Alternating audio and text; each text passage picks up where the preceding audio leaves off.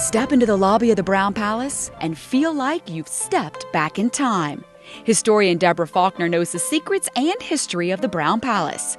Open lobbies in hotels are pretty commonplace now, but in 1892, this was unprecedented. This is the first hotel that ever featured this. Henry Brown opened the Broome Palace on August 12, 1892. It was at a total cost of $2 million, 119 years ago.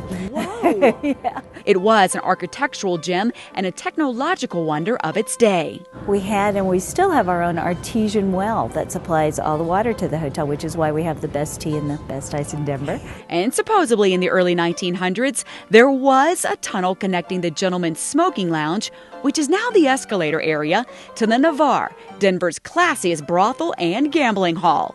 Its use will remain forever a matter of speculation. Let them fill in their own blanks. There is an employee tunnel that follows this skywalk across Tremont, connecting the Brown with the Annex, one of the fanciest comfort inns in the world. Head into Palace Arms and into the private dining Independence Room. And this is actually wallpaper? Yeah, it's wallpaper. Yeah, and it only exists a couple other places in the world. There's one copy in the Richelieu wing of the Louvre, which I saw a year ago December, so I can vouch for that one. And there's another in the diplomatic reception room at the White House.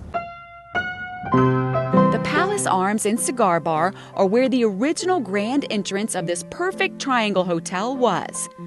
Notice the panel 3 over from the column on the right-hand side. It's upside down. Out of the 736 panels in the hotel, 2 are upside down, following the practice of creating an intentional flaw in a work of art. The stained glass skylight is original to the hotel. And it was made by a local glass company that's still in business in Englewood called Watkins Glass. It's suspended between the 8th and 9th floor of the hotel and protected by a second roof, where they are pioneers in urban beekeeping. Honey from the rooftop hives is used in their rooftop Saison beer and in the bee royalty soap. You actually walk through the old fireplace into the spa that was originally one of the retail shops surrounding the hotel. It's not marble. It's actually golden onyx that came from a quarry in Torreon, Old Mexico. The Art Deco decor on the 8th and 9th floors is from renovations during the 1930s. This is where you'll find the hotel suites, including 3 presidential ones. The Eisenhower suite is the biggest one, and the other 2 points of the hotel's triangle are slightly smaller suites named after Roosevelt and Reagan. The Brown's VIP list is extensive. Thomas Edison and Henry Ford and Helen Keller and Sarah Bernhardt and Charles Lindbergh. And the list includes rock stars like the Beatles, royalty, and social elite.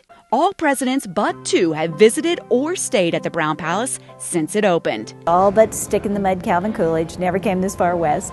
And we've got to get Obama here. We've just got to. He has not yet visited. You can get the royal treatment during afternoon tea like I did when I sat down with the maitre d' des hotel, Chris Jones. This is our classic tea preparation. It's a beautiful assortment of scones, sandwiches, and pastries made in-house daily for afternoon tea, served in a lobby and hotel that's regal and elegant, yet comfortable and inviting.